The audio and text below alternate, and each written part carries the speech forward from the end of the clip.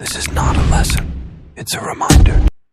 Every empire falls, some by sword, some by fire, some by famine. But the cleverest form of conquest has no soldiers, no blood, no violence.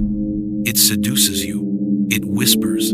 It smiles. Rome had its emperors, ruling with iron fists. The Mongols burned cities to ash. The Ottomans expanded with steel and strategy. All of these powers understood that fear could control men. Fear kept peasants quiet. Fear made soldiers obey. Fear chained nations together. But fear is expensive. Fear requires constant violence, constant threat, constant reminders of who holds the whip. A ruler who governs only by terror must never sleep, because the moment he turns his head, his people will conspire against him. Niccolò Machiavelli, in his ruthless wisdom, knew this. He wrote in The Prince, "It is better to be feared than loved, if you cannot be both." Yet even Machiavelli could not have imagined what Aldous Huxley later revealed in Brave New World. That fear is not the strongest chain. The strongest chain is pleasure. The Romans discovered this when they gave their citizens panem et circenses, bread and circuses, food for the belly, games for the eyes. The citizens cheered, distracted, while corruption ate the empire alive. Nobody rebelled because nobody was hungry. Nobody questioned because everyone was entertained. This is the secret every ruler dreams of. When the prison becomes invisible and the prisoners don't even want to escape. Huxley warned that the future would not come with boots and whips, but with drugs, distractions, and comforts. That the tyrant of tomorrow would not silence us by force, he would drown us in pleasure. And so the question arises, what is more dangerous? A ruler who makes you tremble with fear? Or a ruler who makes you smile while you chain yourself? This is where our journey begins. Part 2. The Architecture of Obedience. The greatest rulers in history understood one truth.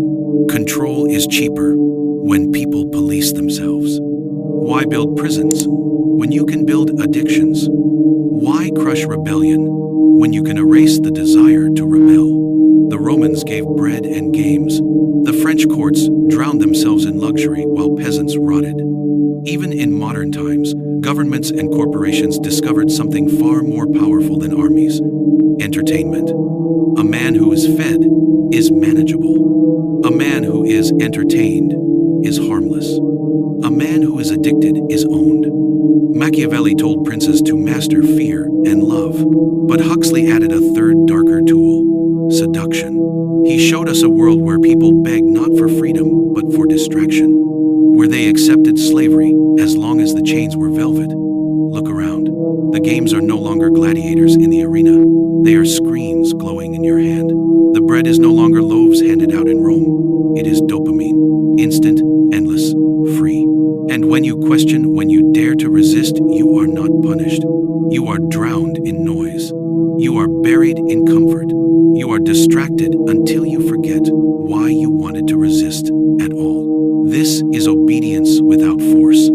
The perfect control. Part 3. The trap of sweet chains. Every pleasure is a leash, but the most dangerous leash is the one you beg for. Imagine a society where rebellion doesn't need to be crushed, because nobody remembers what freedom feels like. Where every hunger is fed before it becomes dangerous. Where every question is answered by distraction. That is the world Huxley described. That is the world we are entering. Machiavelli feared betrayal, conspiracies, daggers in the dark. But what prince needs daggers if his people will never raise them? What ruler needs prisons if his subjects laugh while they surrender? Huxley's warning was this: you will not be destroyed by tyranny. You will be destroyed by your love of comfort. And once you love your chains, you will defend them. Part 4. The Hidden Architect of Rome. The true tyrant does not look like a tyrant. He looks like a friend. He gives you what you crave. He feeds your instincts. You want security? He gives it. You want pleasure? He gives more. You want distraction? He buries you in it. And in giving you everything, he takes everything. This is the architect of obedience. A ruler who does not need armies, A system that does not need guards. A cage that does not need locks. Because the strongest prison is built not from walls, but from desires. Machiavelli told rulers that men are weak, selfish, and cowardly. Huxley told us the next step. Don't fight these weaknesses. Exploit them. Feed them. Turn them into chains. And once a man is addicted, he cannot fight. He does not want to fight. That is obedience. Part 6. The Awakening. Not all drink the poison. Some wake up. Some notice the cage. They resist the bread, the circuses, the endless distractions. They feel the silence. They endure the weight. The Greeks called this ascesis, discipline of the soul. Machiavelli called it virtù, the courage, to master fortune. The word, one, the bride. These men and women are hated, mocked, feared. Why? Because they remind the crowd of its chains.